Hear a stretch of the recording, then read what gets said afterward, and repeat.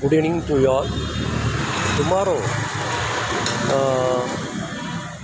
CPSC 10th class maths exam நடக்கிறது.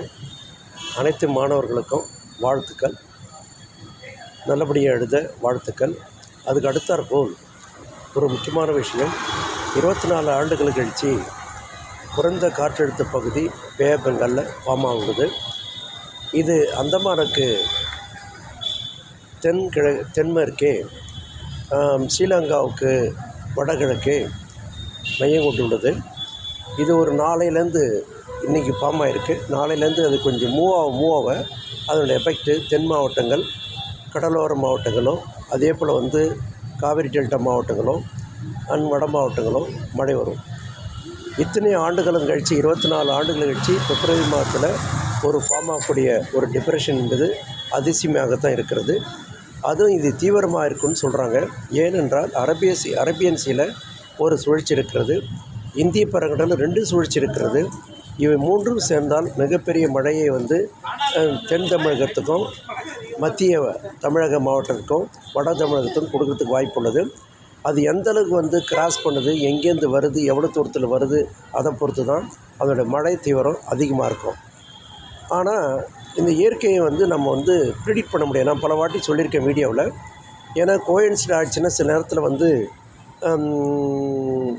பேப்பங்கலேருந்து போகக்கூடிய, வடக்குலேருந்து போகக்கூடிய விண்டோம், அதே போல் சவுத்துலேருந்து வரக்கூடிய இந்திய பெருங்கடல் வர விண்டோம், அந்த காற்று ஒன்றுக்கொன்று மிக்ஸ் ஆகும்போது அதோடய தீவிரம் அதிகமாகும். ஏன்னா இப்போ தென் பகுதியிலேருந்து வரக்கூடிய காற்று ஒரு தீவிர ஒரு மாய்ஸ்சர் கண்டிஷனோடு இருக்கும்.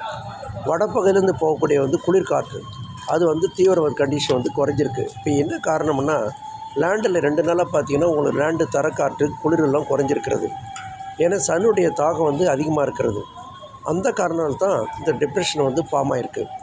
டிப்ரெஷன் ஃபார்ம் ஆகிறதுக்கு முக்கியமான காரணம், தரக்காற்று ரொம்ப குளிர்ச்சியாக இருந்து கடலுக்கு மூவ் ஆகும்போது கடற்காற்றினுடைய தன்மையை குறைக்கும்போது தான் இந்த டிப்ரெஷனே ஃபார்ம் ஆகலை. இப்போ சமீபத்தில் கிட்டத்தட்ட ஒரு 1.5-2 மாதமாக. அதனால் இந்த தடவை மிகப்பெரிய அளவில் மழையை கொடுக்கும். இது எல்லாருக்கும் ஒரு வியப்பாகத்தான் இருக்கிறோம். தமிழ்நாடு இந்த டிப்ரெஷனால் இது சைக்ளோன் ஆகிறதுக்கு வாய்ப்பு உண்டு. இதன் மூலம் நல்ல மழை வரும். நன்றி, வணக்கம். இந்த வீடியோ பிடிச்சிருந்தா லைக் பண்ணுங்கள், சப்ஸ்கிரைப் பண்ணுங்கள், மற்றவங்களுக்கு ஷேர் பண்ணுங்கள். உங்களுடைய ஆதரவு இருந்தால் தான் நான் திரும்ப வீடியோ போட முடியும். நன்றி, வணக்கம். மீண்டும் ஒரு வீடியோ சந்திக்கின்றேன்.